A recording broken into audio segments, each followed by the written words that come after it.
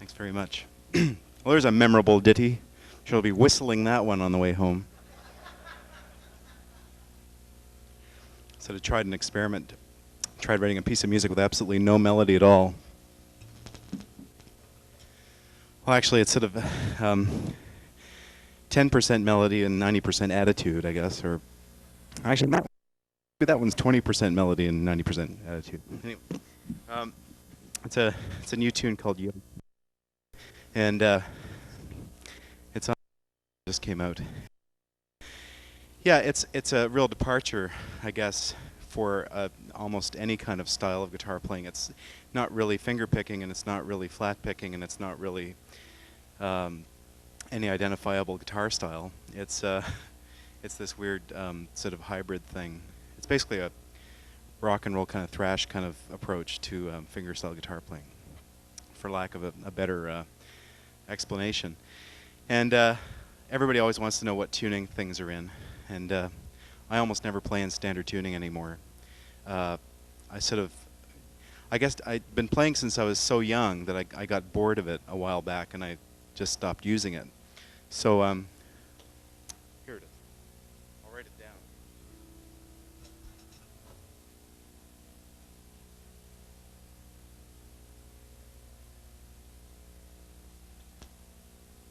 There's the tuning for that piece. Now, it looks a little odd. The bottom string is tuned a fifth lower than normal, which means you have to have not a light string on there. And so yeah, the bottom string is tuned all the way down to an A, and then the A string is an octave higher than it. So what's interesting is you get this almost like impossible sort of 12-string guitar effect on the bottom of the guitar. Like this. So sometimes what I do is, for effect, I actually use that as to reinforce the low bass line. I reinforce it with the upper octave, like in this section. You know, it's got this interesting sound.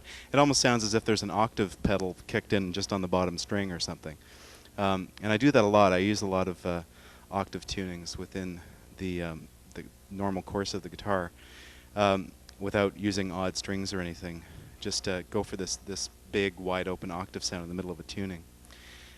So what I'm going to do is I'm going to talk a bit about what I do in terms of non-standard tunings, and a little bit about right and left technique, and sort of a little bit about just a very tiny touch of what the theoretical background is to some of the tunings, why I chose to do them in that tuning without this becoming a theory lesson. And at any time, if you have any questions whatsoever, any at all, please raise your hand. And no question is stupid. Yes?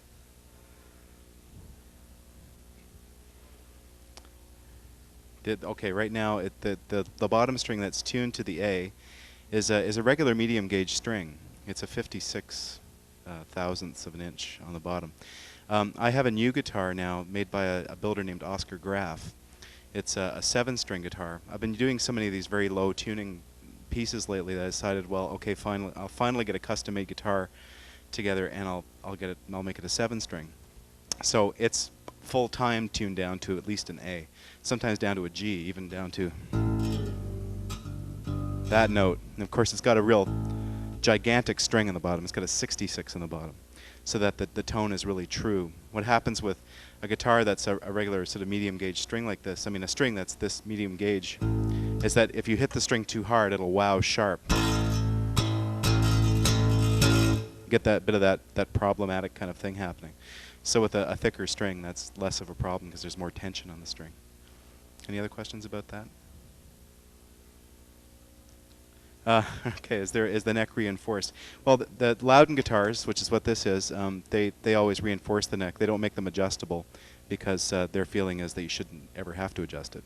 And I've had this guitar for 15 years and I've never had to adjust it. So I use a lot of very wide open tunings, like everything down to an A or up to an F on the bottom string. So it's quite a big change in tension there. And it's the same with a lot of the strings. There's a new piece that I tune the A string down to an E flat.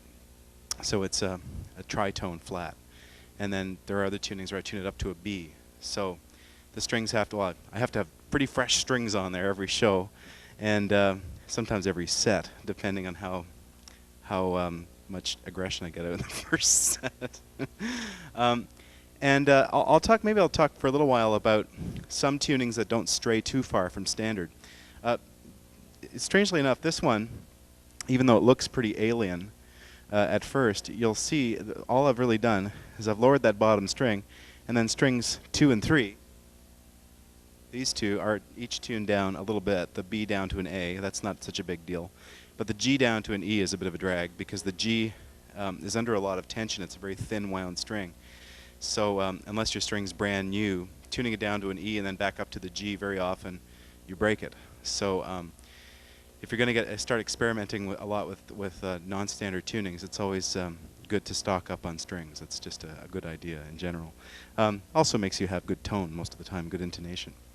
I'll look a little bit at some tunings that are a little bit on the more familiar side, and then some variations on those.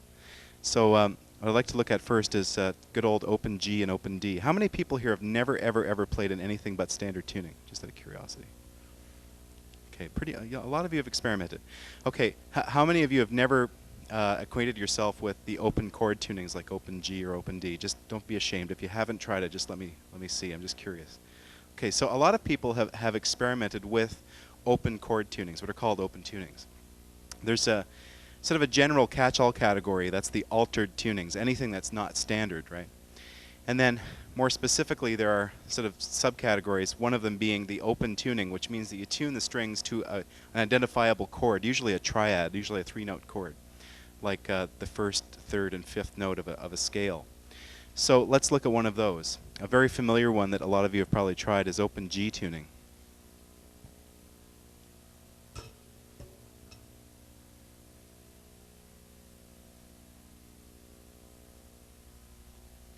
There's standard tuning, E, A, D, G, B, E. Now, how do you go about, anybody, how do you go about actually changing the standard tuning into something that we call open G? What's your first step? Anybody? Yes? Okay, why? Why would you drop both E's to a D?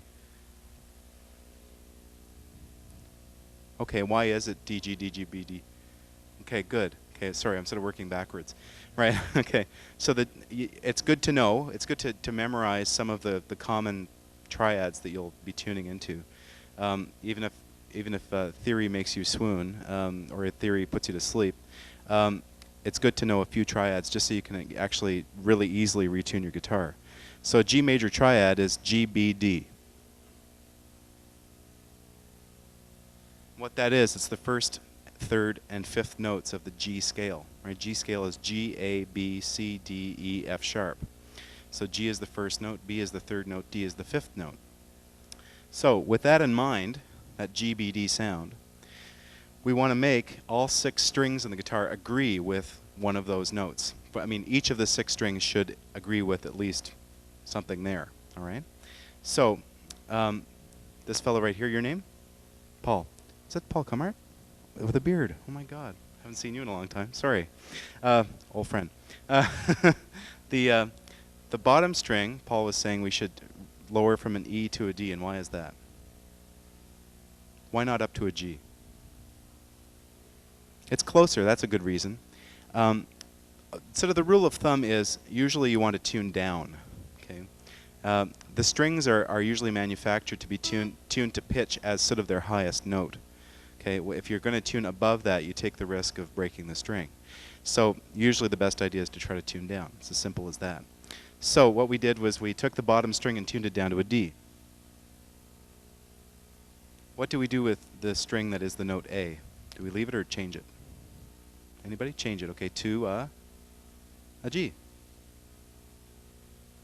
So it's downwards to the nearest note that corresponds to the triad. It's also a very good idea somewhere in the bottom end of the tuning, either the 6th string or the 5th string, to have the first note, the root of the chord, represented, so that it sounds like a good strong voicing with a nice low tonic bass note. Okay, understood?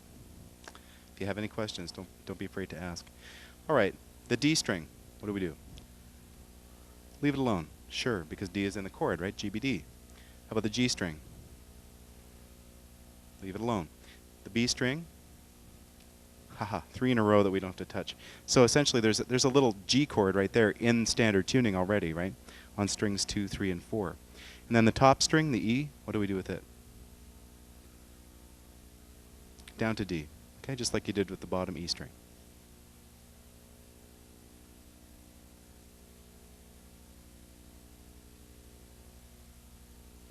So there we have it. That's called open G. So from low to high, it goes D, G, D, G, B, D. D, G, D, G, B, D. And I'll pretend I was in standard tuning. Here's my top string. Okay, we'll start from string number 1 over on the right side. So down from E to D. Right? We leave our B alone. The G, of course, I don't have to touch because it's already at G.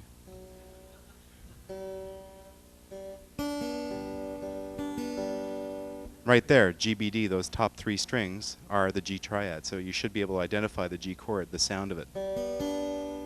There it is, 1, 3, 5. Then the D string, of course, doesn't have to move.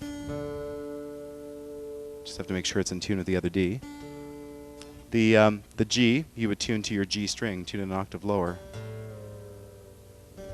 And then the bottom string would be down to a D. Okay, there's the G chord. So, can anybody tell me where is the root in that tuning? Where is it represented? The lowest root note. On the 5th string, okay? 1, 2, 3, 4, 5. Remember, that's how you count guitar strings, from the thinnest one to the thickest one. So the 5th string has the G on it. So when you go to play this G chord, it's best to sound that string as the principal bass note. Okay? It's the so-called tonic.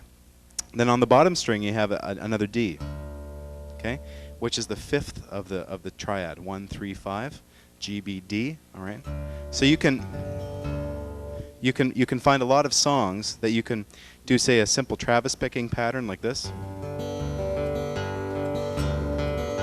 And built right into the tuning is a voicing that gives you the sound that is good for a lot of folk music or a lot of country music or even a lot of pop songs. Use this kind of pattern where you get tonic, then the high 5 in your thumb, so it goes 1, 5, and then low 5. And high 5. So that sound, it's almost like the umcha boomcha bass line, right?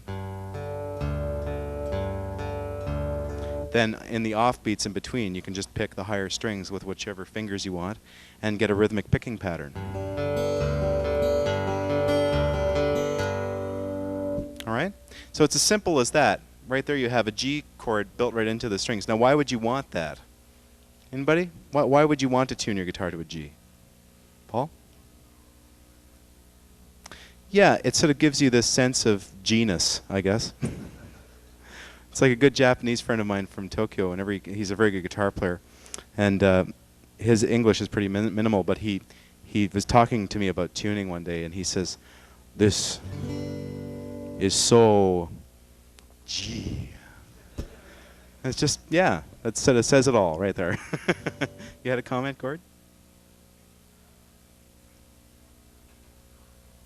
Yeah, yeah, open G tuning for Keith Richards, right? Honky Tonk Woman, right, and all that. Yeah, everything's an open G. But it's a very popular tuning. Every second Joni Mitchell song in the early days was written in G.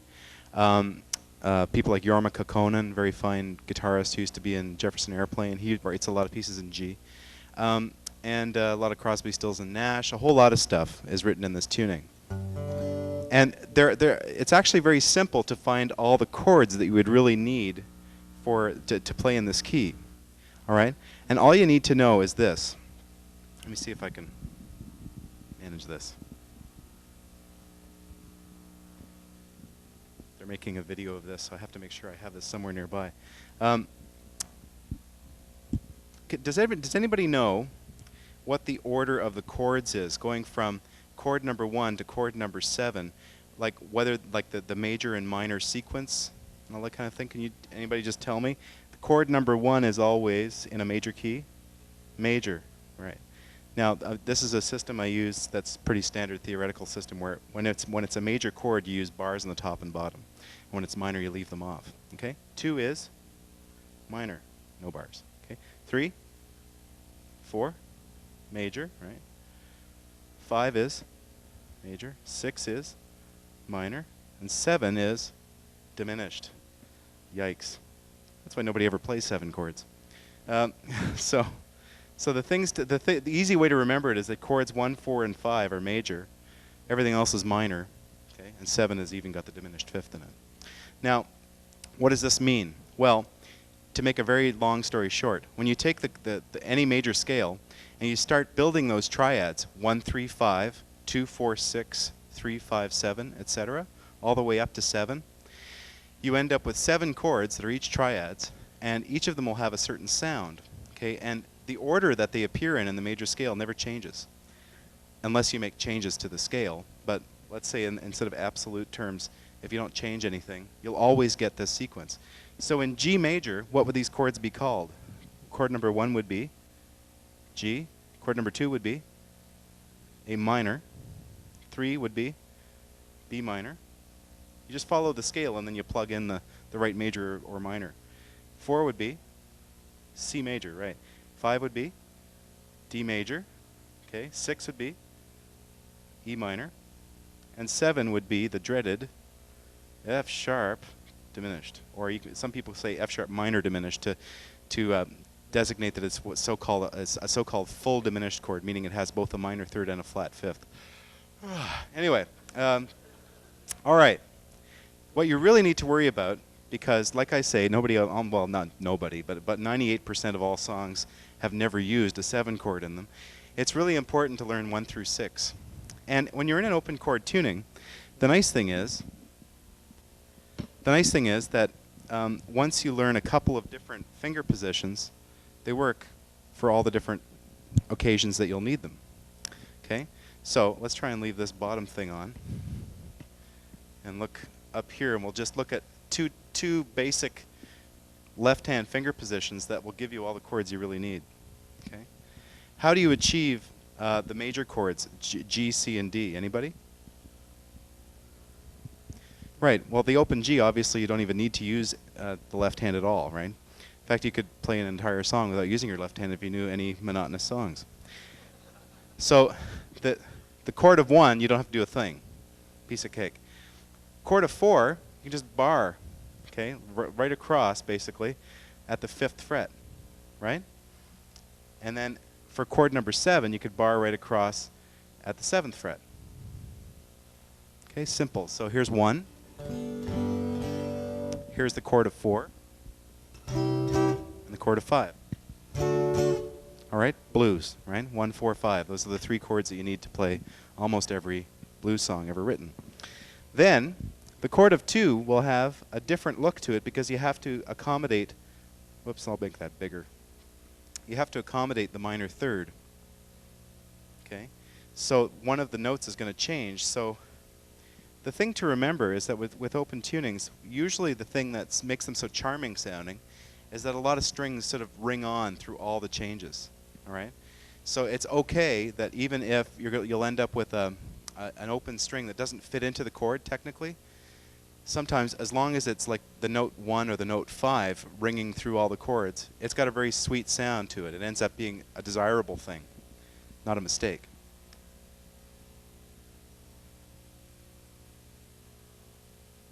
Okay, here's our 6 strings. Here's the 1st fret. Here's the 2nd fret. Now, the chord of 2, okay, we said that G was open. Okay, here's string number 5, that string that has the root on it. Where do we fret it for an A? 2nd fret, okay? Then we can get the 5th of the chord here. And then the minor third, okay, this, if we fingered it here, it would be the major third, because that's where the third is in the chord voicing. Semitone. You got a minor chord. There's A minor. And what ends up ringing is this note here, which is G, and this note here, which is D. And remember our triad? G, B, D. 1, 3, 5. Well, remember I said if you let note 1 and note 5 ring through, it actually it's very pretty, and it works really well. Okay? So this is the only other chord voicing you need. This one will work for A minor, B minor, and E minor, but you have to, of course, move up the neck. So if you move this up to the 4th fret, if you move it up to the 4th fret, you get B minor. At the 2nd fret, of course, it was A minor. And then if you move it all the way up to the 9th fret, you get E minor. Okay, if you can read my chicken scratch. So I'll just illustrate that. Now what we've got is 6 chords that represent the first 6 changes in a major scale. Whoops. First 6 harmonic changes. And now you can accompany yourself or write a song or write a guitar tune, whatever you want. There's 1, G major. Here's 2, okay? Fret number 2 at the 5th string, fret number 2 at the 4th string, and fret number 1 at the 2nd string. Just like that, right? Here's A minor. So the A minor chord is where I'm fingering, okay? And I'm letting G and D ring. Because I said that's sort of part of the sound of playing in this tuning. Okay, move it up 2 frets, you get B minor. Right? Still with G and D ringing. Okay, bar across to get 4 because it's a major chord. Bar across to get 5 because it's a major chord. And then go back to that minor voicing to get the 6th chord, which is E minor. So here's fret number 9 here, fret number 9 on the 4th string, and then fret number 8 on the 2nd string. So I'll go through it in order. Here's 1, 2, 3, 4, 5, 6. All right? Any questions at all? Clear as mud? Cool. Okay, now, I won't spend any time on it, but open D tuning, if you think about it, for those of you who have ever played in it, open D tuning is essentially the same chord voicing as open G, except the root is on a different string. Okay, what that means is this voicing for open G, remember the order that it was in? How do these things work? Here we go. It was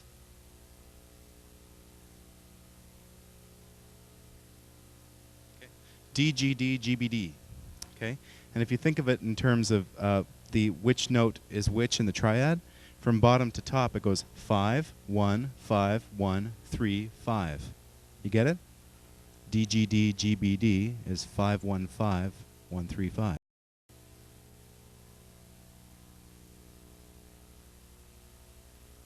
Okay? Open D.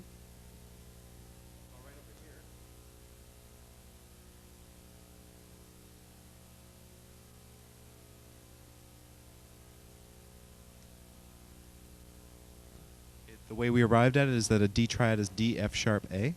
All right, that's the 3 notes in the triad. So we have to make all the notes agree. So the easiest way to do it is D, A, D, F sharp, A, D. Or what's called, sometimes people call it Vestapal tuning. So when you're at a guitarist cocktail party, you can impress everyone. Anyway, if we look at that voicing, what's the order? Anybody? Can anybody tell me? Using this 1-3-5 method?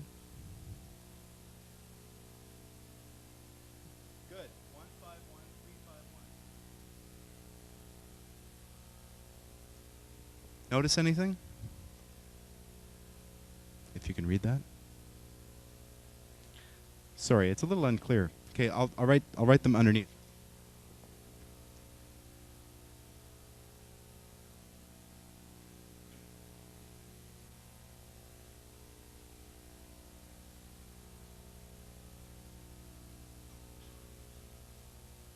Okay, G was 5-1-5-1-3-5. D is 1-5-1-3-5-1.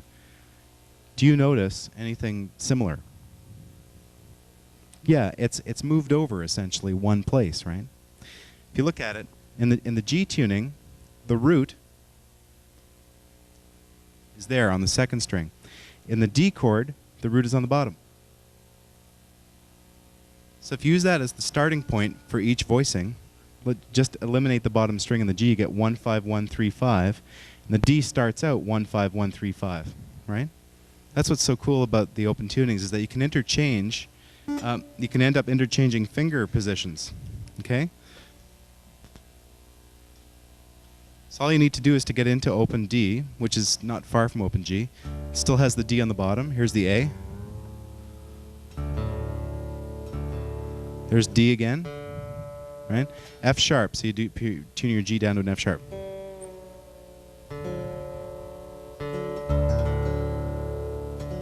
Okay, the B goes down to an A. And the top string is a D. There's the open D chord. Now, you can use those same finger positions. Here's the major chords at frets 5 and 7. Right? That's chords 4 and 5, the major chords. Of course, chord number 1 is open because it's major. Then chord number 2, instead of using the 5th string as the tonic, move it 1 string north to the 6th string and use the exact same finger positions.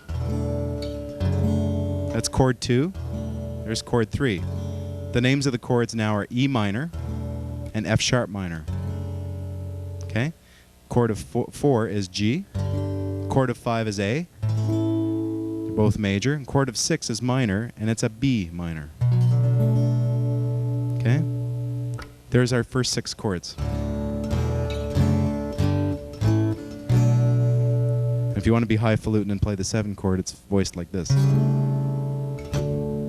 Okay, I have to incorporate the flat 5 here. There. So the whole scale is.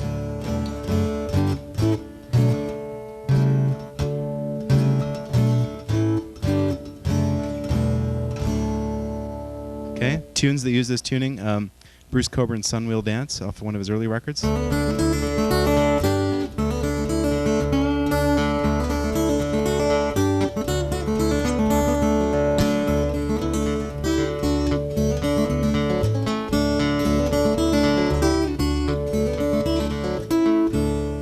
Okay, etc. And all the songs, all the early songs by Joni Mitchell that were not in open G were in open D. So that's 2 open chord tunings that are very, very similar. Now, yes, question.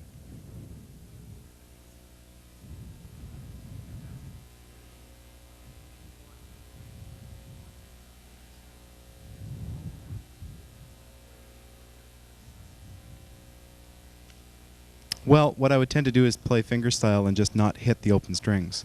Yeah, it's really sorry, the question was, how do you avoid playing those strings that ring through if you don't want them? And the simple answer is don't flat pick. Or if you're going to flat pick, just play single notes. Because it's problematic. They're sort of built into the voicings. If you try to do something else where you finger all 6 strings, well, you've only got 4 fingers to use and a thumb maybe. So you're kind of stuck, right? It's always, when I was a kid, I always wondered why they put 6 strings in a guitar. You only have 5 fingers in each hand. But no, and then I ordered a 7 string. But anyway. Anyway, yeah, so the only way to sort of really avoid playing them is by playing fingerstyle and not playing those notes. But and that's easy enough if you're into fingerstyle playing. Another question.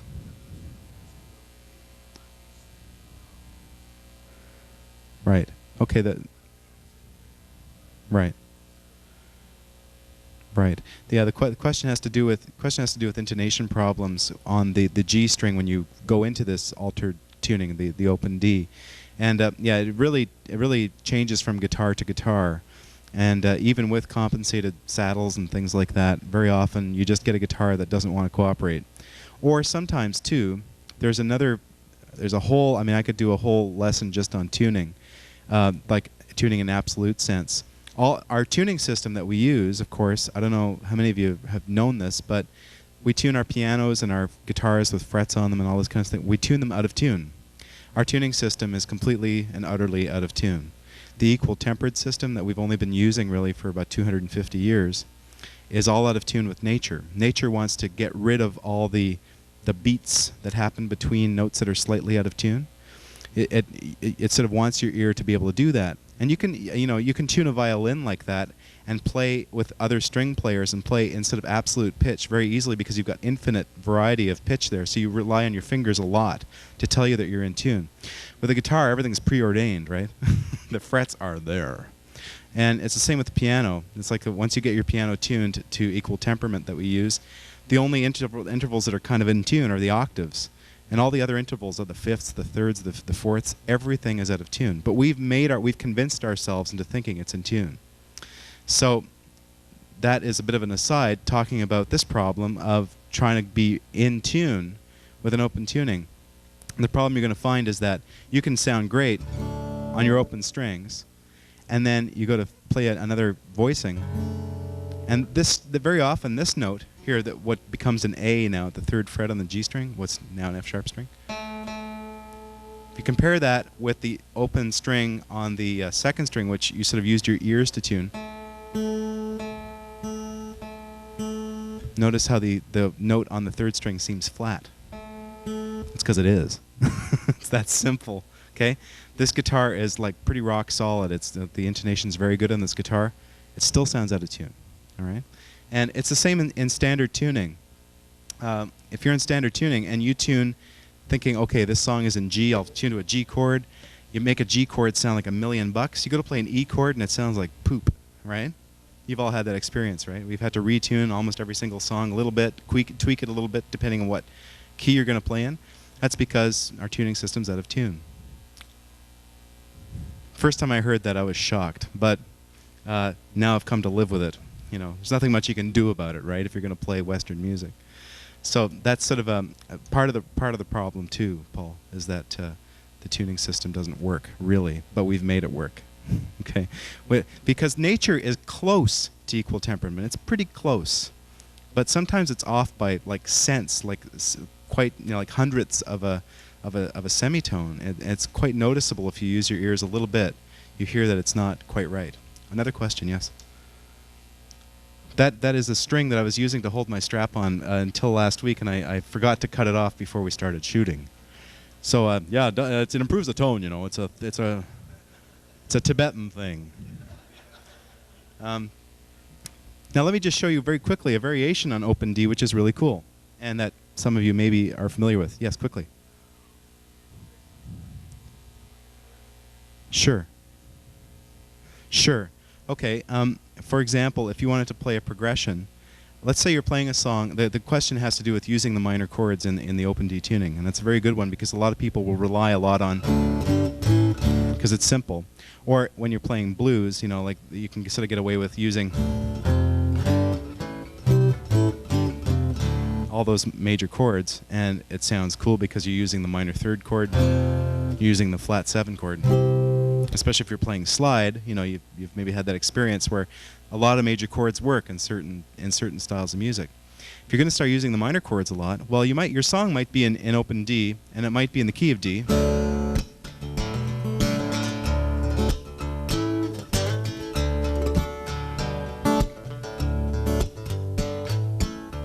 And maybe you have a bridge that goes to the relative minor, okay, which is B minor in this case. It's always the key, the relative minor key is always based on the 6th of the major scale. So here's 1, there's 7, there's 6. Your bridge might be based in B minor.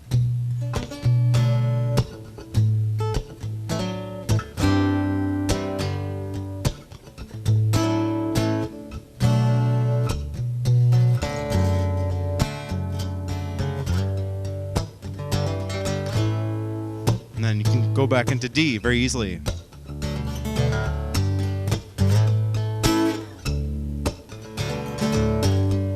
And here's that bridge thing.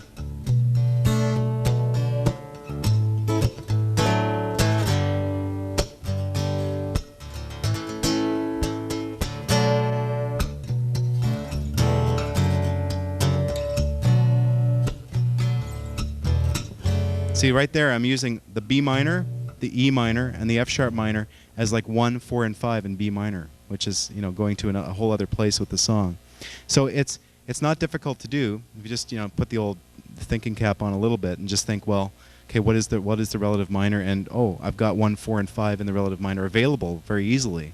And that's how a lot of pop songs get written, right? It's just like you've got 7 chords that are sort of the basis of what you want to do, and, you know, sit on 1 a lot during the verses, and then the bridge go to 6, you know, and it's a nice departure. It sounds like the same key, but you've got a new tone center, and it's really kind of neat, right?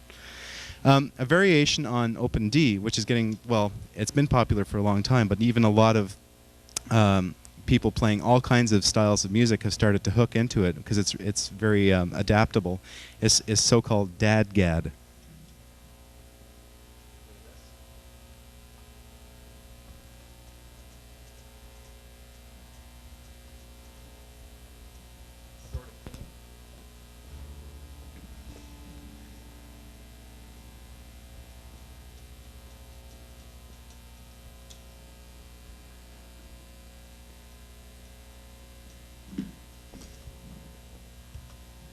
Okay, there's only the slightest difference between them, and it's obvious what it is. It's the note on the third string.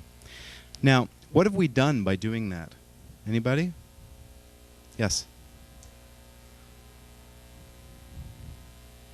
Right. What you've done is you've taken away the majorness of the chord. Okay?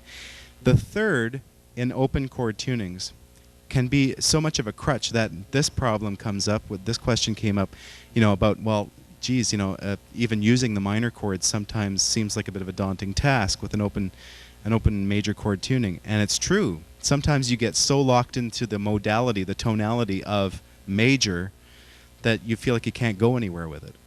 And the nice thing about this tuning is that it's not major, but it's also not minor, right? There's no third in this tuning, notice? D major is D, F sharp, A. This is essentially D, G, A, right? D minor is D, F, A. This is D, G, A. So there's no third at all. You're using 1, 4, and 5 of D something. It could be D major or D minor. Let's look at that.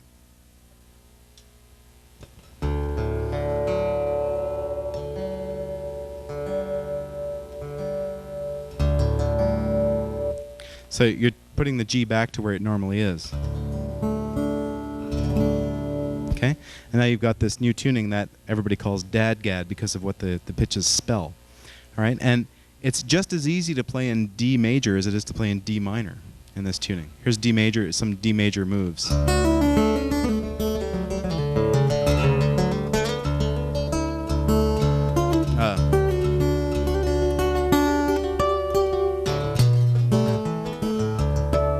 Right? And then D minor, you just start incorporating minor thirds and flat sixes.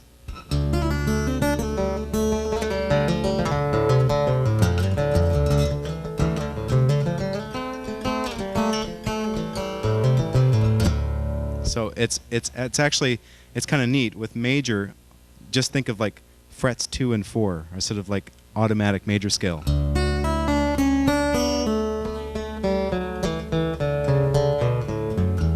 No particular order. And then with minor, it usually works out that it's 3-2 and open instead of 4-2 and open. Although you have to make some adjustments to that. But see, if you play 3-2 open on the second string, you get sort of a Dorian mode like that. So you might have to make one change. Oh, there too.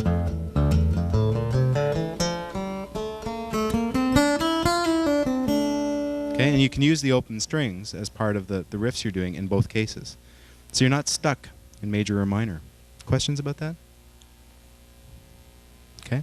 And with dadgad, you just make slight variations on those chord voicings I showed you, and you can play in D major very easily by, instead of using bars for your major chords, you have to use something more like that minor voicing in the D major tuning, because now you've displaced the note on that string by 1 fret. So this would be the 4 major chord now. Instead of playing a bar, you'd have to play the third, a semitone down from where you did before.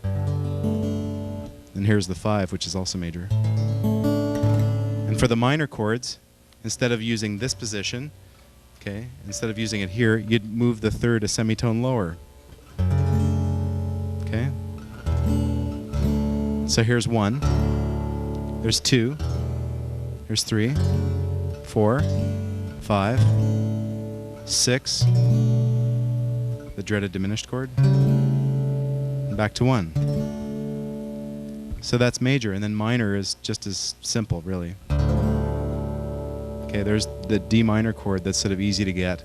Then you have to get into a diminished chord. Then 3 is major, 4 is minor, 5 is minor, 6 is major, 7 is major, and back to 1 again.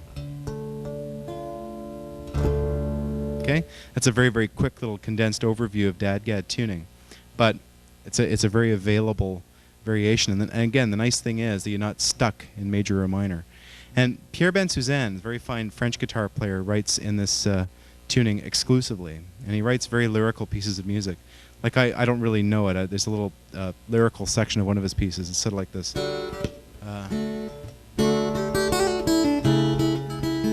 Try that again.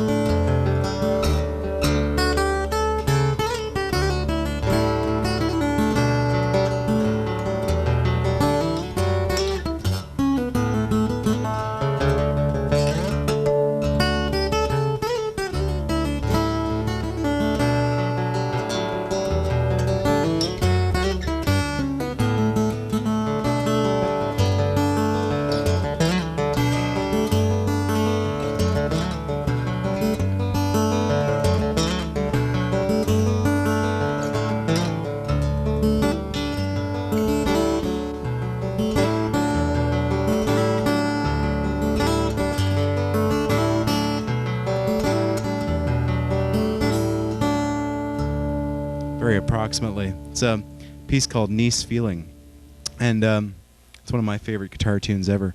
It's very lugubrious and all over the place, and it's a magnificent piece of music, but he uses DADGAD tuning all the time. That's sort of his standard tuning. Yes, question?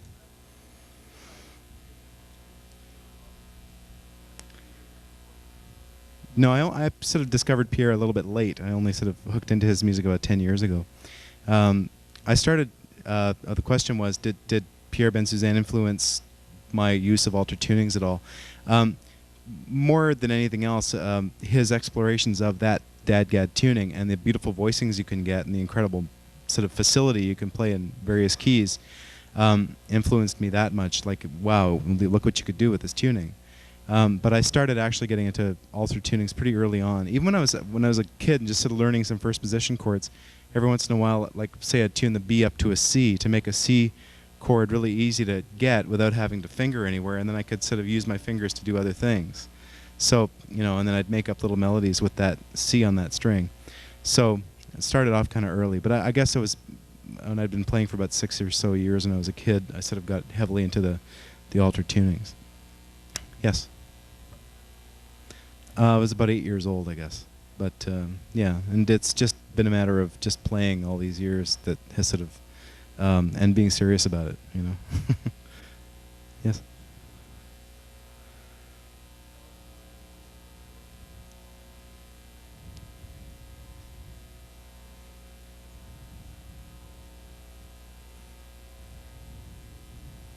Okay, the question has to do with coming up with new voicings in DADGAD tuning instead of unusual chords. Well, there are kind of a few things you can do. I find that a really nice sort of catch-all thing that you can do is try this voicing where you simply do a partial bar, what's called a partial bar on the bottom 2 strings. Like, let's say at fret number 3, I'm barring now on just the bottom 2 strings. Okay, just with the top joint of my index finger. Then with my pinky finger, I'm reaching over and fretting on string number 4 2 frets higher than that. So I get this sound. What that is, it's like 1, 5, 9, all right, in any chord. You can sort of do it anywhere. And you get this sound, which is a really lovely kind of stack of fifths, you know, on the bottom. Then play the open strings above it. And in a lot of cases, you end up with some very rich sonorities. Like, for example, here at the 3rd fret here, F on this string, C, and then G, and then play the top 3 strings open.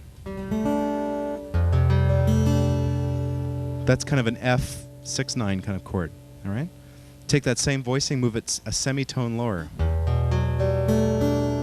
That's a very rich chord. That's an E minor 11th chord, all right? Move that a semitone down. That is an E flat, major 7th, flat 5 chord.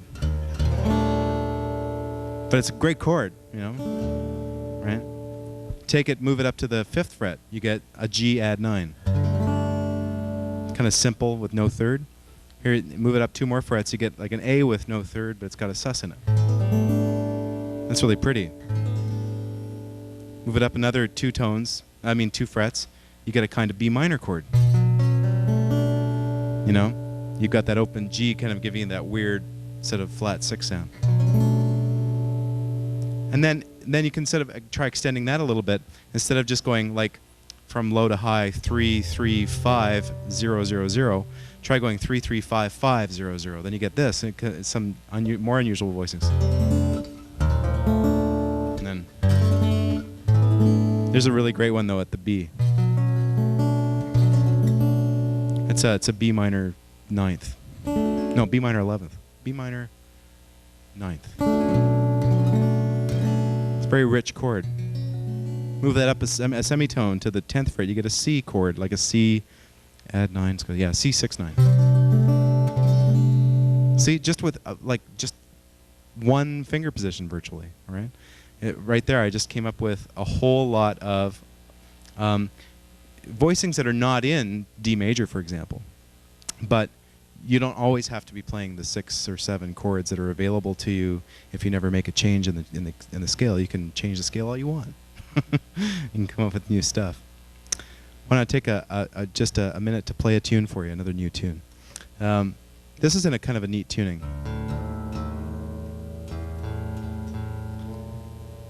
And not very far from standard.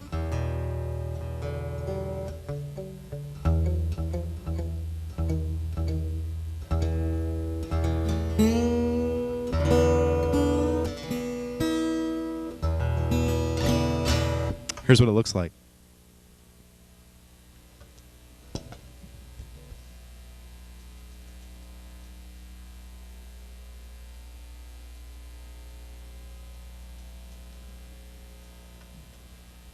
Now again, it's not major or minor. Can anybody sort of does anybody have a wild guess of what you could call it? Sorry, yeah, E7, but where's the third? There ain't none. So it's E7. Why don't want to just call it that? So it's just got 1s, 5s, and flat 7s in it. Okay, 1 is E, B is 5 of E. All right, and D is flat 7 of E. So you automatically you end up with kind of a rock blues kind of what's called Mixolydian modality. All Mixolydian means is 7 is flat. That's all it means. And it's like the most primal sound, really, that in Western music. It's like Irish, half the Irish jigs you've ever heard are in Mixolydian mode. Blues is in Mixolydian mode. Most of R&B and rock and roll is in Mixolydian mode. So it's a very, very familiar sound. And what I did, I wrote this new tune called Afraid to Dance.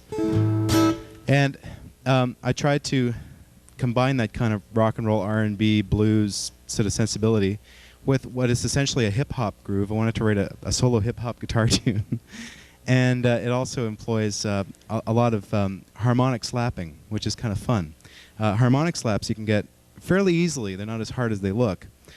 Just by, this is the 12th fret here, you just slap the strings at the 12th fret. Okay, and you end up with these harmonics sounding along with a percussive slap. All right? They're pretty easy to get at the 12th fret, almost as easy at the 7th fret, and pretty hard at the 5th fret. Okay? I tend to stick to 7 and 12 because they're a little stronger. All right? So, and at the beginning and end of the piece, you'll see I actually use my right hand as downbeats on the 12th fret. And then in kind of a very quick swing rhythm, like a lot of hip hop is, this sort of chook chook chook chook chook chook kind of sound. I'm on the offbeats, I'm slapping on 7 with my left hand. So it's a very sort of drummerly thing to do on the guitar. Anyway, here it is.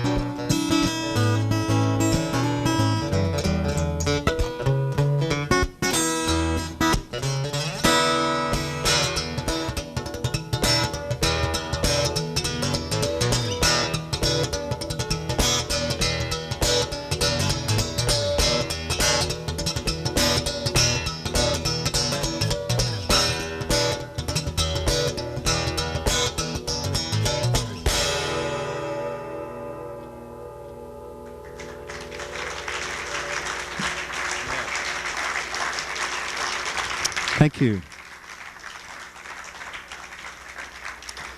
Thanks very much. I'll take a question or two, and then we can take a short break. Yes? Okay, the question is about percussive techniques when I'm not amplified. Yeah, we're going with all this wonderful outboard stuff, but even acoustically, that song really shouts. In fact, when I recorded it for the album, we just used mics, really. I mean, I was going through my outboard stuff here, a lot of this preamp amplification stuff into other tracks that we could mix into the sound if we wanted to, but that's maybe 10% of what you're hearing. 90% is just the pure acoustic sound. And it sounds very cool. Yeah.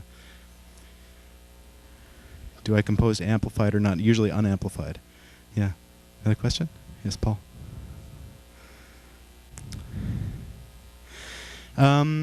Yes, that's the question is, did the bass line of that one come first and then the melody, and that's essentially how it worked.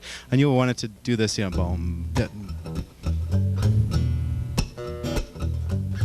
Very, very sort of corny, straight ahead R&B kind of bass line, and then get something almost going the opposite way. You know, sort of like way up high, and then sort of put the period on the end of the sentence with that climbing bass line. So I'm working a lot with very groove-oriented writing these days, and also with writing that employs a lot of melody and bass sort of answering each other, which is really kind of fun. It ends up giving the sort of two guitar kind of illusion. Another question? Yes.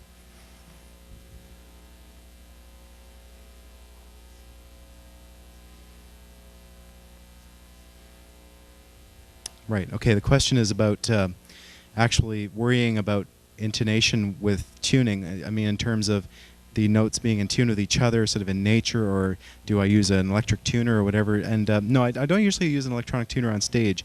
I only do that if I'm playing with the band that I sometimes put together, and it's more important then because the bass player and the guitar player should be really in tune. And he's a fretless player too, so there's a danger that if his open strings aren't right on, he's going to have to change his intonation all over the place. So, you know, then we rely on tuners. But no, I rely very much on... The nice thing, too, about tunings like this, that especially the ones that don't have thirds in them, is that you can tune the ones and fives and stuff like that more in tune with nature, with just intonation. And it'll sound pretty close all the way up the neck. And so it's kind of a luxury that you don't have in standard tuning. One more question. We'll take a break. There's a hand over here. I use John Pierce strings, and they're medium gauge phosphors. That's what I use most of the time. Yes, in the back. Okay. Okay, yeah, great. Yeah, the thing I find about these is that they, apparently I've been told instead of being wound this way, they're wound this way. So makes them a little denser because gravity works on them. And it's weird. They for whatever reason, I mean, I'm no physicist, but that they do feel a little denser. They feel a little bit harder to play, but that's okay with me. I play really hard, so I like them to fight back. But they retain their tone longer, which is always the biggest problem for me. Okay, sorry, one more quickie. Oh, it's okay. Well, you're sitting there, I'm standing here. Let's do it.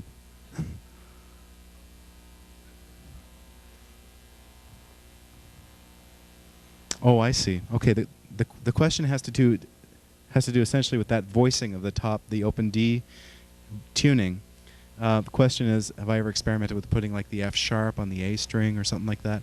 And yes, I have. But the rule of thumb, usually when you're playing in altered tunings, is try to keep ones and fives on the bottom. Because if you put threes too low in the voicing, it gets very muddy and dark and weird sounding. The reason why is because the notes are so close together, and they're harmonic series. Like when you play a string, you're hearing a lot of harmonics at the same time as the fundamental note. So their series are so cluttered, and with bass strings, you really hear the upper partials really loudly. So when you start tuning, like I'll give you an example.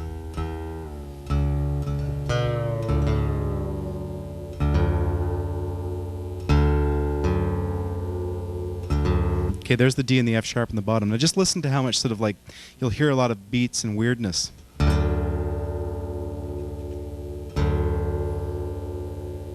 It's very clashy, really, because the harmonics are always fighting against each other. No, I tend not to put thirds low in the voicing for that reason. It doesn't work on the piano. It doesn't work on the harp. It doesn't really work on the guitar. It doesn't work on any instrument. It's like even in bands where they use like a tuba trio or something. They're usually playing really big voicings that are far apart, because way down low like that you get a lot of clash of the harmonic series. Let's take a short break, and if you want to chit chat for 5 minutes or whatever, that's fine. Let's just take a real shorty, and then we'll finish up. Thanks. Here's the tuning for this one. Now we're getting into the weird stuff.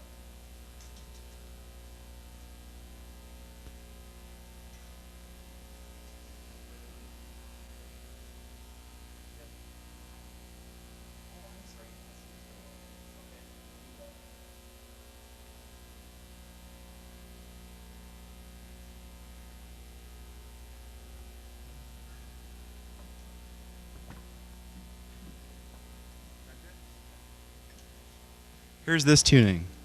Yikes. Any guesses what it is? Anybody have a name for it?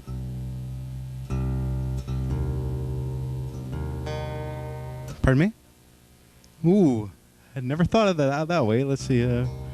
That's I guess a possibility, although the F's awfully high to be the tonic. C minor what?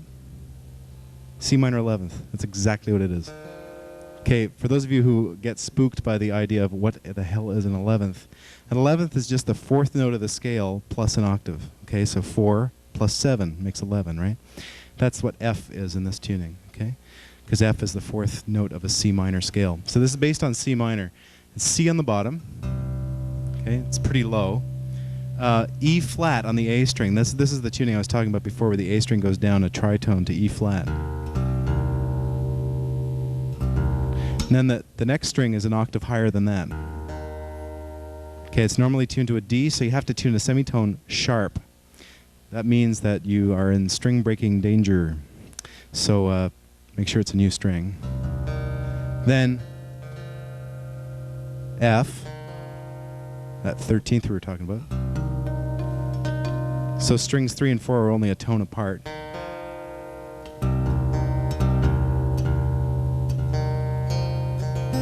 Then C again, and then D on top. Now D is what in C minor? 9, yeah.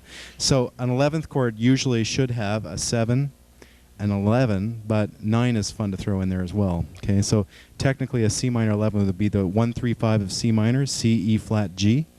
Then the 7th is B flat, which you always have to have in there for the chord extension. Then the 9 is D, and the 11 is F. And you've got all that here except for the G. You don't have a 5 in this tuning, but that's, for those of you who have jazz theory, you know that 5 is one of the most expendable notes in the world. So you got to have your root, you got to have your third, and you got to have your 7th. That's the most important stuff with chord extensions.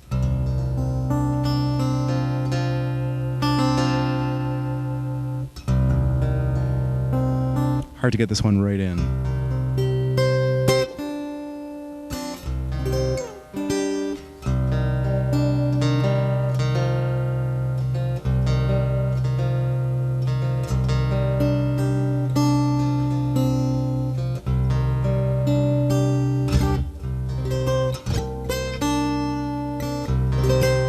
This is the title track off my latest record for Columbia, and the song is called "This Dragon Won't Sleep," and so is the album. And it's a very groove-oriented thing in C minor. And when I wrote it, I actually wrote it here in Vancouver, but I was thinking about trucks going by your campsite at 4 in the morning when I wrote it, whatever that means.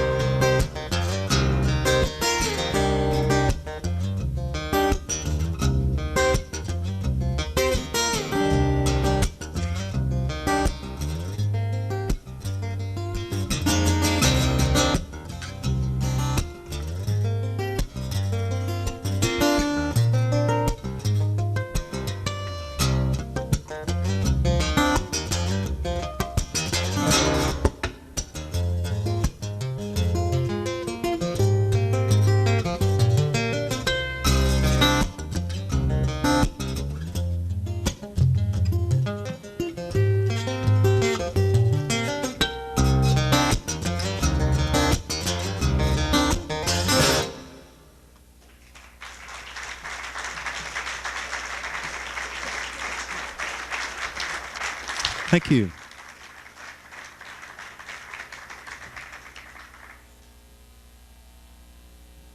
Wow. It's the first time I've ever been in Vancouver when I found the air dry. So, questions? Yes.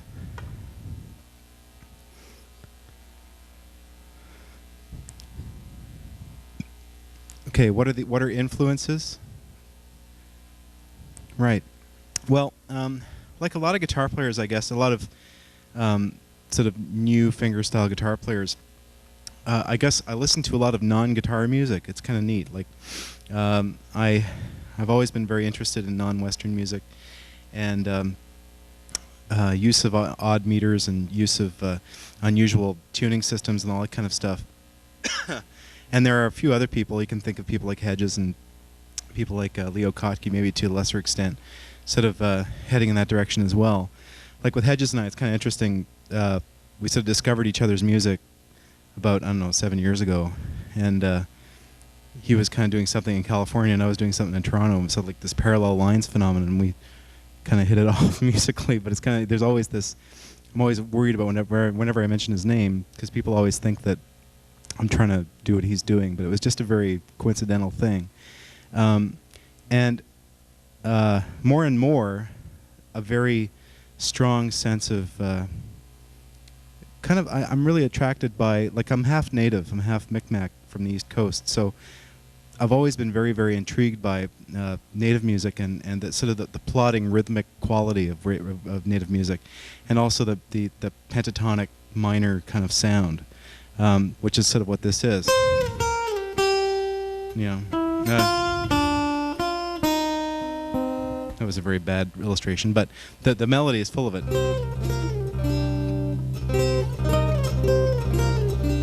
So this song, more overtly than usual, draws a lot on that side of my heritage.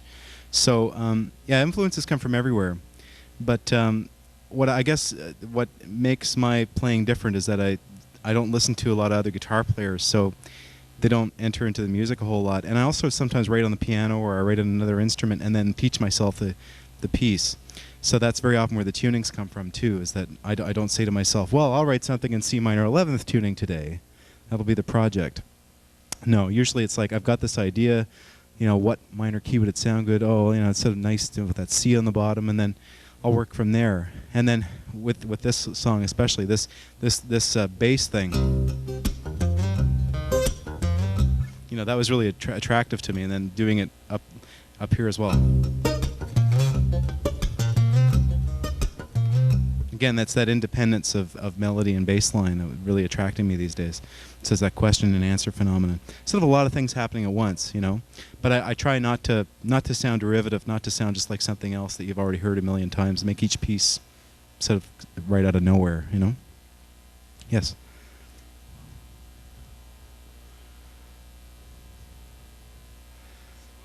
You haven't noticed how weird looking my nails are? It's ping pong balls and acrylic. Honest to God. Yeah, steel string players always run into the nail problem, especially when you play with a lot of attack like I do. The question comes from a classically trained guitar player, who, and of course classical players playing nylon strings usually have a slightly easier time dealing with nail care and all that kind of stuff. For years and years I went to a beauty parlor and actually got acrylic nails, a very special form of acrylic nail applied, because they were super hard and would last for a couple of weeks without breaking. And so if I had to go on a tour or something, they were like, you know, I needed them so badly. But I think I started reacting, like after 7 or 8 years of using them, I started reacting to some of the things that they have in them. So I just do the tips now myself.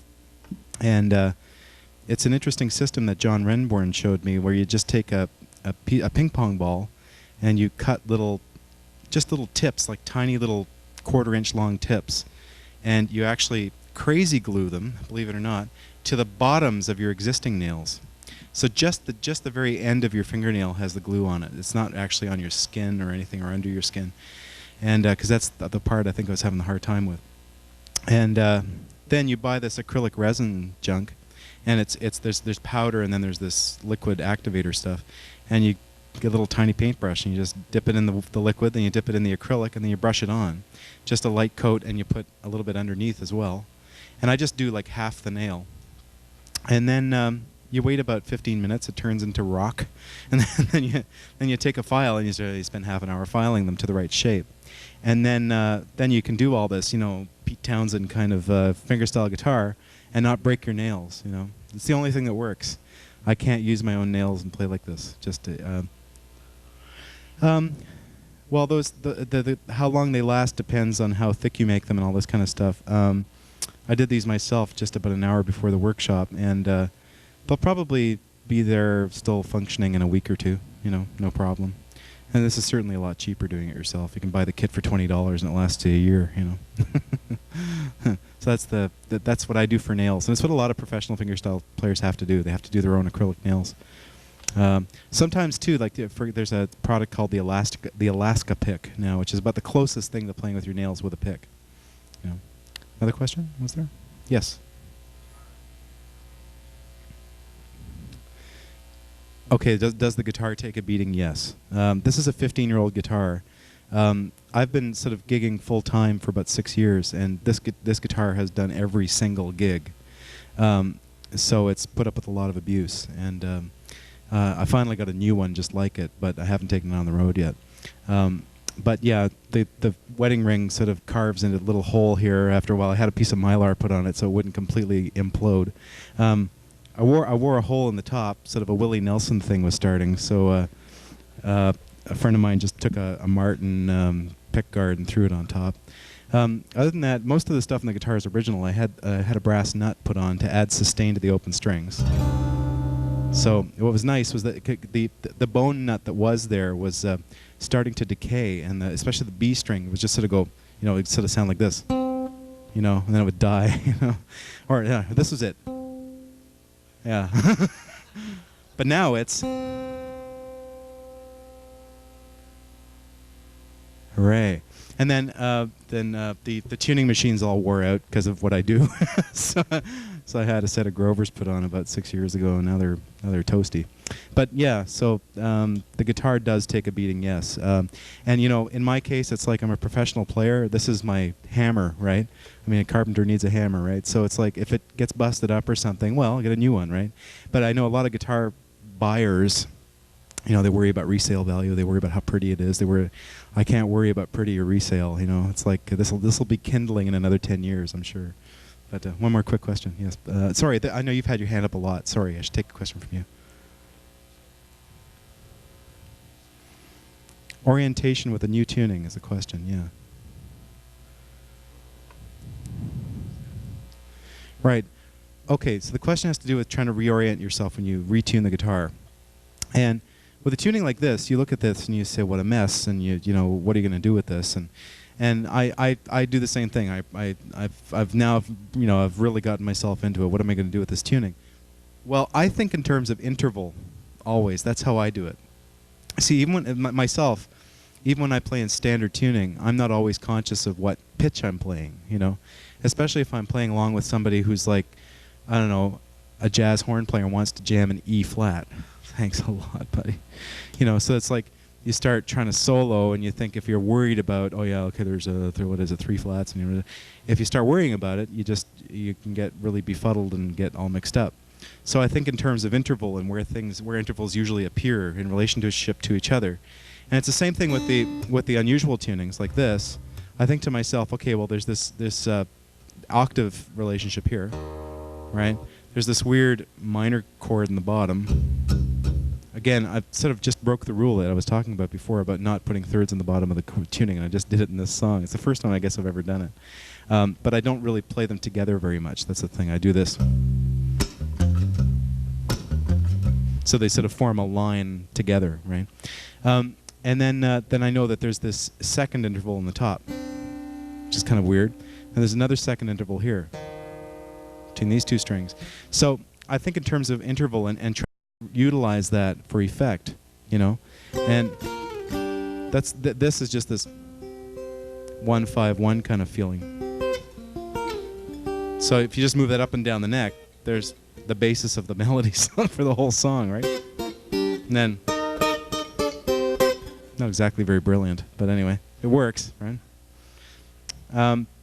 Okay, and then let's look at one more kind of weird. Oh, another thing, of course, I did in that song is I retuned twice during the song, which is something I've been toying with lately too, because the bridge of the song, like the song's in C minor, the bridge is sort of pedals on a B flat chord, that's 7 chord, and I wanted to get that on the bottom somehow. And before I got my 7-string guitar, the only way I could do that was to retune, and that's what happens.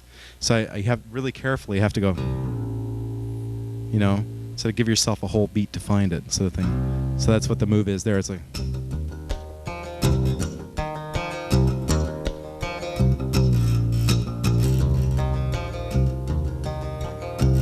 And then there's the B flat pedal.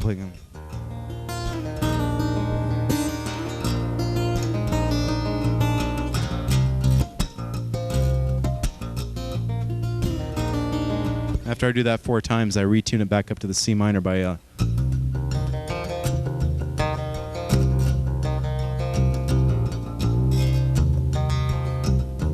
takes a little rehearsal, but you eventually get it. Actually, you know where I first heard of somebody retuning in the middle of a piece was on a Christopher Parkening album. This album of sacred music he did back about 10 years ago. He does a version of Simple Gifts or Lord of the Dance, whatever you want to call it. And he plays most of the tune in drop D tuning in D, and then he does this effect where he starts playing really close to the bridge, and it sounds like a banjo because he wants to imitate a banjo at one point.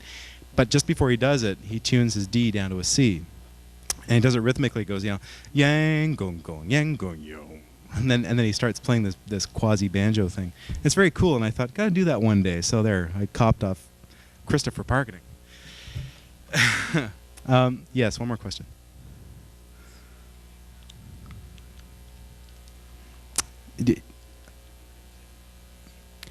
Yes, you can. The question is about changing key during songs in alter tunings and things like that. Yeah, you can. You are just as free to do whatever you want in the alter tuning as you are in standard tuning. Really, when you talk about open chord tunings like open D, open C, open G, those kinds of things, there's a tendency to fall into traps with them. Yes, like rely a lot on the majorness of the chord or the minorness of the chord or whatever. But something like this that's very wide open, it's a big chord extension, you can take this to a lot of different places. And I actually have pieces of music that do modulate all over the place, but within, you know, all playing in this strange tuning. Just because standard tuning is an arbitrary tuning, right? It's parallel fourths, well, I mean, a stack of fourths, essentially, with 1/3. Well, essentially, that's a handicap, too, right? Because fourths are easy to get, and then thirds are a bit of a hassle. Fifths aren't so bad. You know, like certain intervals become easier to play than others. And also, there's within the standard tuning, there's that G major chord sort of built into it. There's sort of an E minor chord built into it. So you can find yourself getting like this is what a lot of my students say to me when they come to me. I feel like I'm hitting a brick wall, you know. And they've been playing for 20 years, and it's just like everything's still in G or whatever. It's, you know, and they're still using the same voicings they've always used. So I think you can limit yourself in any way. But what I do instead of feeling limited is that I never play in the same tuning twice almost. Almost every single piece I've written has been in a different tuning. That's not just for the sake of it. It's a compositional tool. And it makes the guitar into something much bigger than it is. It's a small instrument.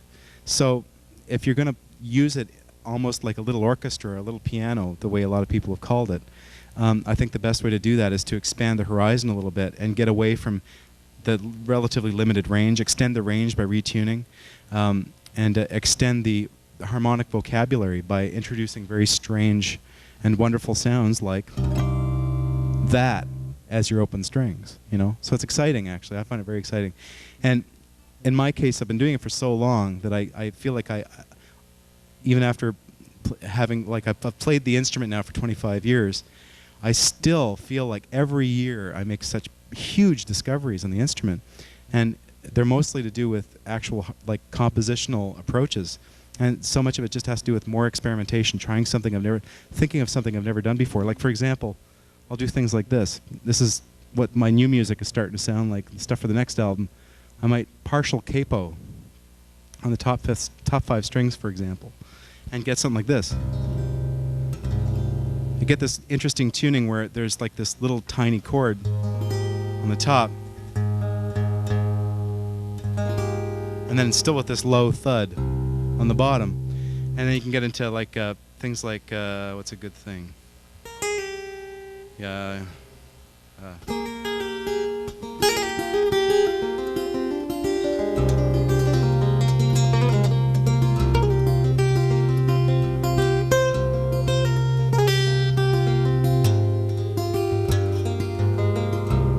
You know, again, you're sort of challenging yourself to do something very out. Pardon me? No. If you want, you can start moving. You can retune the string. Like that's sort of what I did in the last one, is that I wanted to go to B flat, so I just retuned the guitar, right? Most people wouldn't bother doing that, and I can understand why. But no, I think that especially with modal tunings, like tunings that do not have thirds in them, you can play in almost any key you want. Like for example, that other tuning, the E, B, D, E, B, E, you could very easily play in G major with that tuning. You could play in A minor very easily. You could play in B minor super easy. You can play in D really easily. You know, it can go a lot of different places. I'll take Dadgad and write in G. I've written a song in B flat that's in Dadgad. So you can go almost anywhere. You're just as limited in any tuning, I guess is what I'm trying to say. You know, it's your imagination that limits you, I guess. Yes. What tuning would I play Stella by Starlight in? I'd probably want to play it in standard first, because yeah, when it comes to like playing a really familiar tune, sometimes what I'll do is I'll work out an arrangement using standard tuning as sort of a place to start from, and then if I feel like there's a place I want to go that I can't get to, then I'll alter the tuning. I don't alter the tunings just for their own sake. I try to make it solve a problem, I guess is what I do mostly with the alter tuning. Yeah, one more question. Yes. Can I think of a classical guitarist that uses altered tunings? It's much less of a thing in classical guitar playing, for sure. I mean, the thing about classical guitar playing in general is that it's a much more dogmatic way of playing the guitar. Almost any other style, there are very few rules to be broken in the first place. With classical guitar, there tends to be a certain right-hand technique, certain left-hand technique, standard tuning. Don't use your thumb over the top of the neck and stuff like that to finger bass notes. And so there's a lot of don'ts. And so I haven't heard too much of alter tunings for classical guitar players, except for things like this Parkening thing where he uses drop D and then he even lowers it again to a C. But it's not so much an open tuning, for example. Okay? Let's look at, sorry, very quickly, let's look at one more unusual new tuning and then I'll answer your question. Sorry. Just to get one more thing in before we run out of time. This is a tuning that is for the very first piece off my very first album, but a lot of people ask about it. So it's worth looking at quickly. It's this tuning.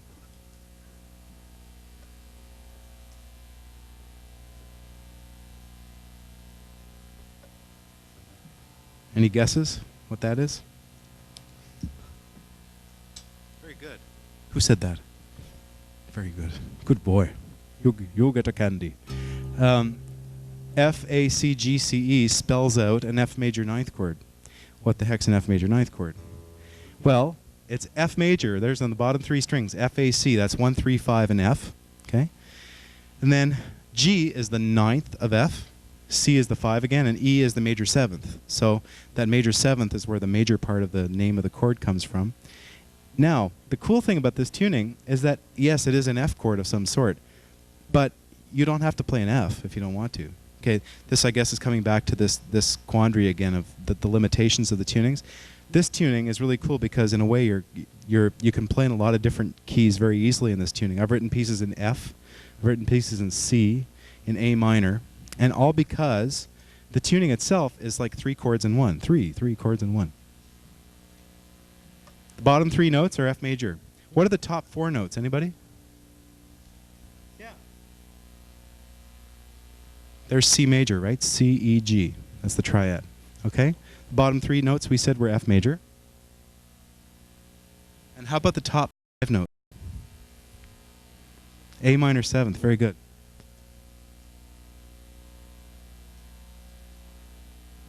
So right there, you've got kind of 3 places to go, built right into the tuning. Let me find it here.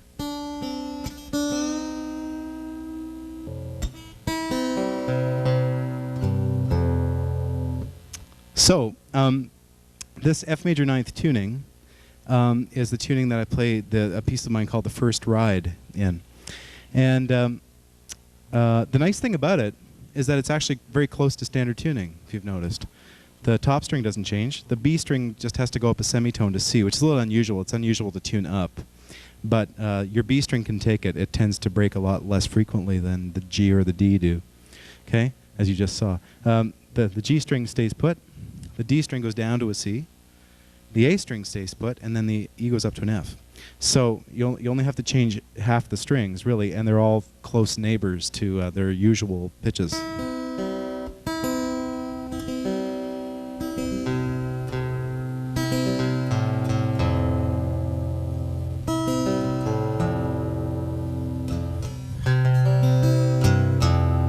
So again, here's the top four strings, the C major.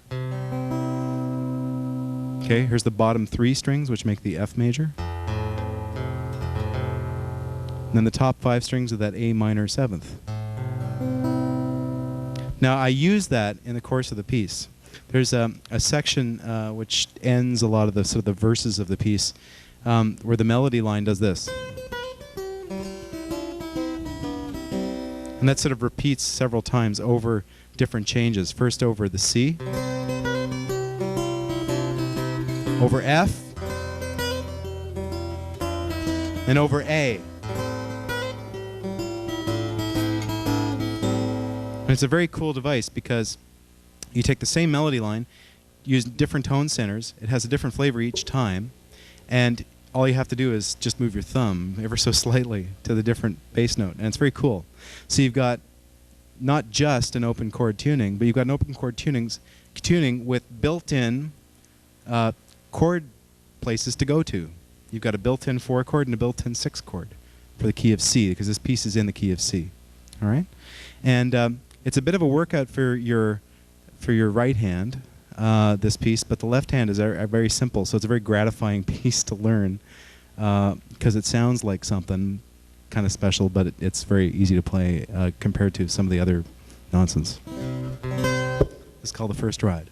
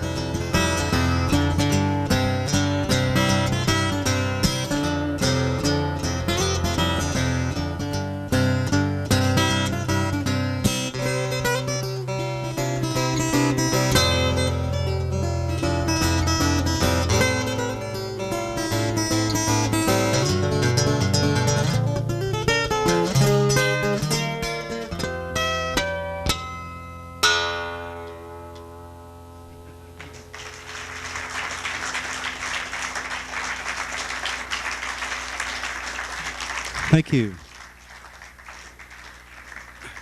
Just to quickly point out, a lot of people ask about this little thing and this. It's just a little pattern, a harmonic set of harmonics in a pattern. There's kind of like one, two. There's kind of like three patterns happening at once. You're starting on string number 2 and then alternating, sort of up, down, up, down, up, down, up, down, like this. So it's like 2, 1, 3, 2, 4, 3, 5, 4 in terms of strings. And I'm just alternating here between these two fingers to do it. Then you're also alternating back and forth between fret 5 and fret 7 on each of those strings. So it's like 5, 7, 5, 7, 5, 7, 5. And then what's the other part of the pattern? There's that, the frets, the strings, the fingers. I guess that's it. And then I do it again. I do it again at 7 and 12, the exact same thing. Okay? And it's just merely a matter of practice to get it up to speed. You know, then there's that, you know, like the Bruce Cockburn trick where you play a lot of kind of patterny harmonic patterns like that.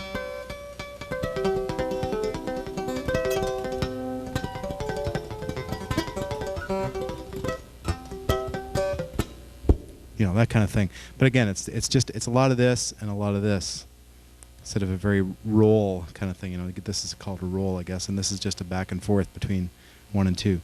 Okay, quick questions about that one? Sorry, you had a question. I should get back to you.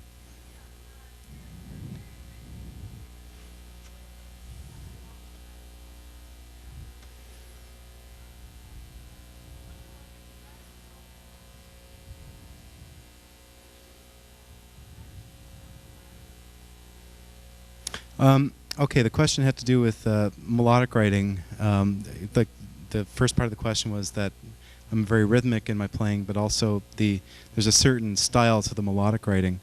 I guess we all kind of have a compositional fingerprint, I guess. You know, like when I hear different players, for example, on the guitar, even if I can't tell from the actual sort of the tone quality they're getting, very often I can tell by the style of writing who it is, because people tend to find whatever it is that they like about writing in general, and they tend to do it a lot. You know, it's sort of their signature, I guess.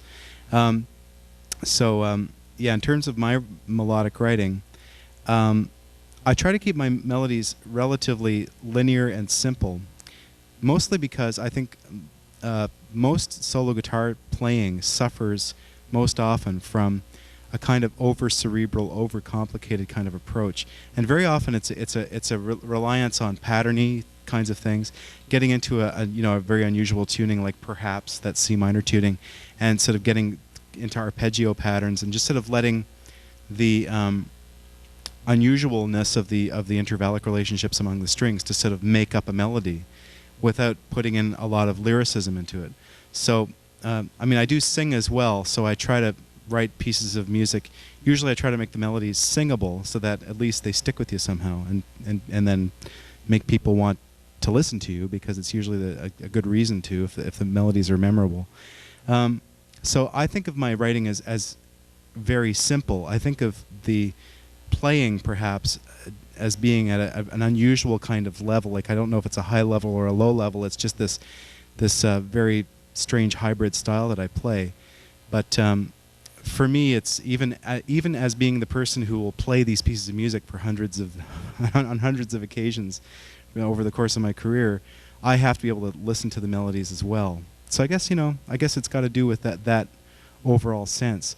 When it comes to lateral writing, or I guess you're thinking maybe by that you mean sort of having melodies that are less this like this, and maybe are more angular and sort of go.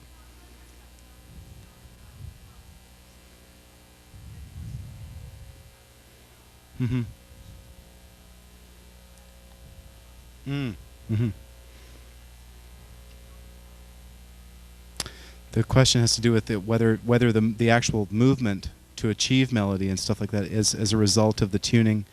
I think very often it is. The tuning sometimes facilitates certain kinds of melodic writing just by combining fingered notes with open strings and playing them in certain. For example, there's another piece that's in a very different tuning. I can't really illustrate it, where I do a very patterny thing. Like it'll sound very weird in this tuning. It'll sound like what's called bug music, where you play a piece in the wrong tuning. But this kind of pattern, that kind of thing. It's one of the few bad notes in there, isn't it? Oh.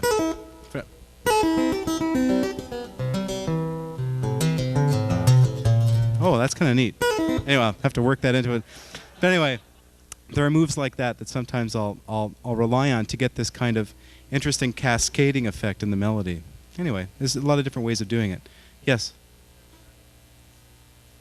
Yeah, I'm working on it now. The question is, have I transcribed more pieces? I have a book that I've published myself that is available today, but we're republishing it with probably with OFC Publications out of Ottawa. I'm not sure when the book's going to come out, but and it'll have more transcriptions in it. It'll probably have an extra 6 or 7 tunes in it, including tunes off the new album. So that'll probably be available more in a more national way than the last book was. Yes. This is a Sunrise pickup here. I use 2 pickups. I use a magnetic in the sound hole, it's the Sunrise, and I use a piezo crystal pickup, which is actually not a saddle pickup. I personally feel that the saddle pickups are a little crunchy, too crunchy sounding. So mine is actually a disc that's mounted on the bridge plate inside the guitar. It's epoxied right on, so that you actually get the top vibration more than just the saddle crunch, you know. And then I run the 2 of them in stereo through here. There's a stereo cable. Then the piezo is just going through a preamp and into the reverb. Oh no, preamp and into a little mixer through a chorus and into the reverb. I click the chorus in only occasionally. The magnetic I only use as a bass booster. I roll all the highs off it through an EQ. Here, I'll let you hear it all by itself.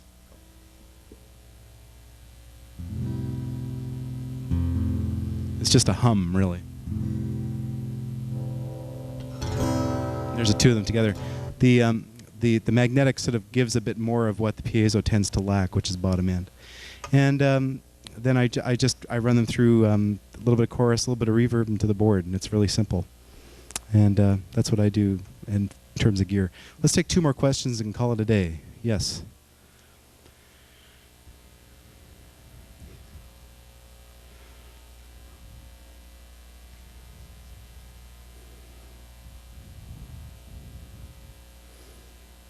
Okay, the question has to do with attack and using thumb pick and artificial nails and this for this sort of strong, bright attack that I like. What I've found is that as my playing has developed, I've injected a lot more energy level into the playing, and it ends up being a lot more of a crowd-pleasing kind of style. You know, to me, that's always I'm always worried about paying the mortgage and stuff. So it's like that has to have something to do with it if you're going to be a popular musician, right? So I think that's why the thumb pick gives me gives me a lot of upper partials in the bottom end, which when you play without it, you lose, right? You get a lot of the low hum, but you don't get the high dong sound. Right. The built-up nail thing would help if I had any classical chops at all, which I don't. And classical players are really good about putting their thumb back like that, and I'm too uncoordinated to do that. So I rely on a thumb pick, which is a good cheater way of doing it. Okay, one more question. How would I suggest amplifying classical guitar? Okay, piezo pickups are, I guess, the most acoustic sounding way of reinforcing your acoustic sound. There's a lot of new pickups on the market. I've heard of this thing called the Fishman Matrix, which I've never tried yet, but again, it's another saddle-mounted pickup, but there's supposed to be something different about it. I've heard one demoed at a festival one time. Harvey Reid uses one, and I was impressed, actually. I thought it sounded like he had a microphone in front of his guitar, but it was a pickup. So something like that might work really well on a classical guitar. Again, it's saddle-mounted. It goes right underneath your saddle, and sometimes you have to adjust your saddle a little bit, like if it's shaved or something, so that your action doesn't get too high.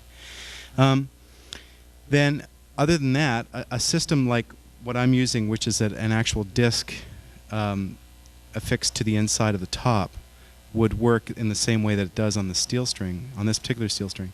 And then you get the top vibration. As long as you get anything, like a piezo crystal pickup will give you that. A magnetic obviously would not work on a classical because you've got nylon strings. I mean, it would work a little bit on the wound strings, but that would be it. And the other problem too is I find classical guitars, the tone suffers more when you reinforce the sound in a classical than it does on a steel string. Steel string guitars are just that, they've got that bright, brassy sound. The classical guitar starts developing a very nasal kind of sound when you start amplifying it, and it's a very problematic thing. That's why, for example, Norbert Kraft invested $3,000 in a really good microphone that he just puts in front of his guitar if he needs one. And as classical players tend to be stationary, so that the microphone would work really well.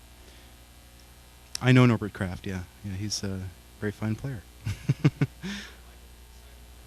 Yeah, the mic inside the guitar trick works really well at not too loud volumes. My background is as a rock and roll player, so I used to play a lot of electric guitar, screaming amps and all this kind of stuff, and then my hearing started to suffer, so I got right back into the acoustic thing because it was a little. But anyway, the leftover of that is that when I play on stage, I usually have my monitors sort of right in front of me, and I have them up really loud so that I don't play so hard that I overdo it, and then I can sort of lean back a little bit. In my case, microphones wouldn't work because there would be too much of a feedback problem. I've tried it, and the monitor problem tends to be a little too exaggerated. But for classical players, I think that the microphone inside the guitar is probably the best solution if you don't want to use an external microphone. And there are a lot of good systems on the market right now that will give you probably the truest reproduction. But then again, you're still miking the inside of the instrument as opposed to the outside. So there's that kind of perspective weirdness, It's like you're inside the instrument instead of outside of it. So is that a good thing? Maybe, maybe not. Okay. But okay, well, this has been great, and you've been a very intelligent, very fun audience to be with.